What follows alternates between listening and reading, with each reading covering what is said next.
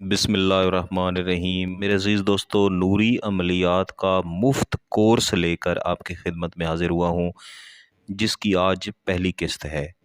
ये मुकम्मल कोर्स मैं आपको अपनी आबाई कदीमी किताब में से करवाऊँगा, और यही वो किताब है जिससे मैंने ख़ुद अपना पहला सबक आज से 20 साल पहले पढ़ा था।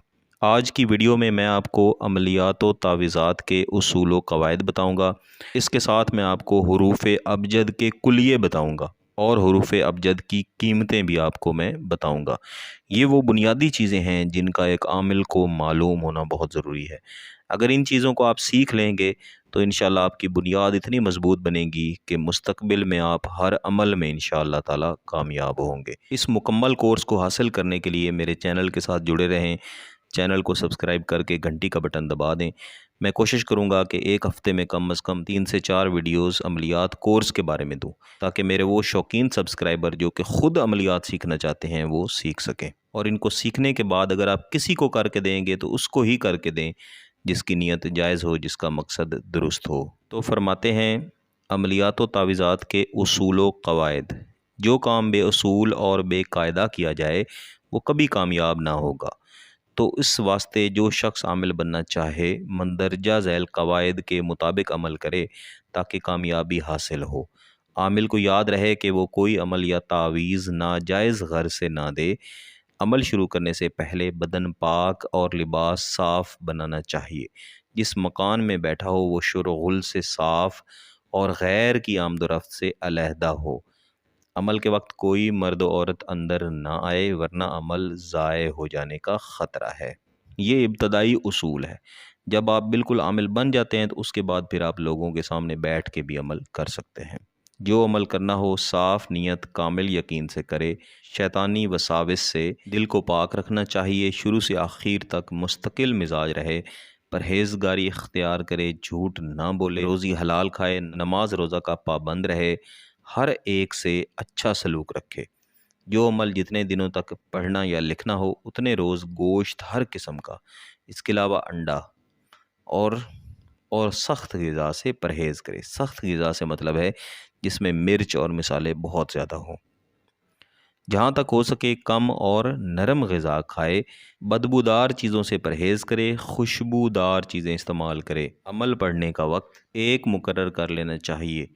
आमिल लोग रात को अच्छा जानते हैं, क्योंकि दिन को आफताब की तासीर से अमल में नुकसान वाक़ होता है। हर एक अमल उरूज माह में शुरू किया जाना चाहिए। उरूज माह से मुराद है कि जो चाँद का महीना है, जैसे रमज़ान का महीना है, शवाल का महीना है, जब इसकी पहली तारीख़ होती है उसे कहते हैं उरूज माह। दौरान अमल में किसी किस्म का फ़िक्र अंदेशा ना करना चाहिए। कुछ लोग ये सवाल करते रहते हैं, ये अमल करूँगा इससे फ़ायदा होगा कि नहीं, इससे नुकसान होगा कि नहीं। ऐसा नहीं सोचना चाहिए। जब अमल की ज़कात पूरी हो जाए, हर अमल को करने का एक तरीक़ाकार होता है जिसको कहते हैं उसकी ज़कात। आगे चल के जब आपको मैं मुख्तलिफ़ अमलियात सिखाऊँगा तो उसमें उसकी ज़कात देने का मुकम्मल तरीक़ा भी आपको बताऊँगा। तो बाद में भी आमिल को चाहिए कि 10-12 मरतबा पढ़ा करे। अपने दिल का राज किसी को ना बताए। यानी जब आपको एक अमल हासिल हो जाए तो लोगों को बताते ना फिरें कि जनाब मेरे पास तो ये ताकत आ गई है।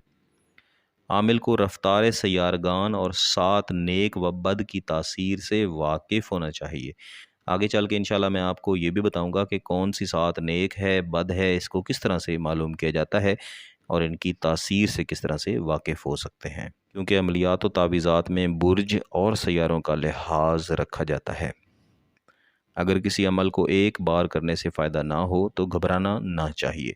ऐसा भी हो जाता है कि बाज़ औक़ात एक अमल हम करते हैं उससे फ़ायदा फ़िल वक्त नहीं होता। ख़ुद मेरे साथ ऐसा हुआ है। एक अमल हासिल करने के लिए मुझे 2.5 साल लगे। हालांकि कई मैंने आमलीन अपनी आंखों से देखे, उनसे मिला, जिन्होंने कहा हमने यही अमल 3 महीने में हासिल कर लिया, लेकिन मुझे 2.5 साल लग गए। बल्कि मुस्तकिल मिजाज होकर दोबारा सह बारा अमल करे, ज़रूर कामयाब होगा। यानी जिसमें नाकाम हो जाएं 3 बार कोशिश ज़रूर करनी चाहिए, इंशाल्लाह कामयाब होंगे। क्योंकि सफ़र की तकलीफ़ उठाता, रास्ता की गर्दो ग़ुबार खाता, कभी न कभी मंज़िल मकसूद पर पहुँच ही जाता है। जो अमल कामयाब हो जाए उसको तमाशा ना बनाए, हर किसी को ना बताते फिरें, कदर करें। आमिल को लाजमी है कि हर अमल पढ़ने और तावीज़ात लिखने के वास्ते किसी कामिल बुज़ुर्ग या मुर्शिद से इजाज़त हासिल करे। मेरे भाई, ये जो मैं आपको कोर्स बता रहा हूँ, अगर आप ये हासिल करना चाहते हैं तो इसकी इजाज़त तभी मिलेगी जब आप ये पूरा कोर्स देखें। اس کو سمجھیں اور جس طریقے سے میں بتاؤں گا اس طریقے سے کریں، اور لازماً شرط ہے کہ چینل کو سبسکرائب کریں، گھنٹی کا بٹن ضرور دبائیں۔ یہ صرف اس لیے ہے تاکہ آپ اس کے ساتھ جڑے رہیں، آپ بیچ میں سے نہ چھوڑ کے جائیں، تاکہ آپ کو فائدہ ہو، ورنہ کامیابی نہ ہوگی۔ ان تمام ہدایات کا خیال رکھے اور قواعد کے مطابق عمل کرے۔ اللہ تعالیٰ کامیاب کرے، آمین۔ میرے بھائیو، اب میں آپ کو ابجد کے کچھ اصولی الفاظ سکھانے جا رہا ہوں۔ یہ وہ راز ہے جو عموماً جو عاملین ہیں وہ کسی کو نہیں دیتے، یا اگر بتاتے ہیں تو ان کو استعمال کا طریقہ نہیں بتاتے۔ تو فرماتے ہیں عاملان عملیات و کاملان تعویذات نے حروف ابجد سے بہت کام لیا ہے، اس لیے ضروری ہے کہ پہلے عامل ان کو یاد کرے تاکہ ہر ایک وقت میں ان سے کام لے سکے۔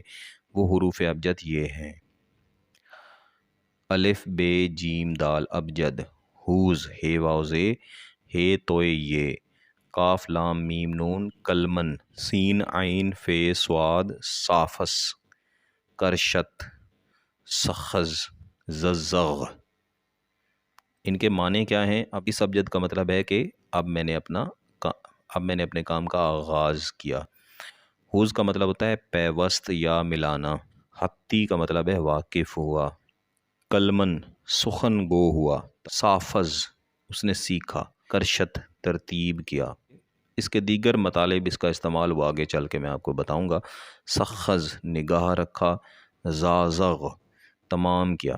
ان سب حروف سے 7 حروف آتشی، 7 حروف بادی، 7 حروف آبی، 7 حروف خاکی ہوتے ہیں۔ عملیات کی بھی یہی 4 قسمیں ہیں، یعنی آتشی، بادی، آبی اور خاکی۔ اسی طرح جو حروف ہیں ان کی بھی یہی 4 قسمیں ہیں، اور ہر ایک حروف کا الگ الگ سیاروں سے تعلق ہے جن کا جدول اگلے صفحہ پر ہے۔ تو میں آپ کو مشورہ دوں گا کہ آپ اس کو زبانی یاد ابھی سے کر لیں۔ اگر آپ ابھی یاد نہ بھی کریں تو آگے چل کے جب ہم ان کو بار بار استعمال کریں گے تو یہ انشاءاللہ آپ کو خود ہی یاد ہو جائیں گے۔ مجھے بھی ایسے ہی خود ہی یاد ہو گئے تھے۔ اب میں آپ کو سیارے، ان کے حروف، ان کی قیمت، ان کے دنوں کی قیمت اور ان کے بروج کے بارے میں بتاتا ہوں۔ میرے عزیزو، یہ جدول 7 سیارہ ہے، 7 سیاروں کا جدول ہے جس میں حروف بھی دیے گئے ہیں۔ یہ آتشی حروف ہیں، آگے آپ دیکھ سکتے ہیں سارے لکھے ہوئے ہیں۔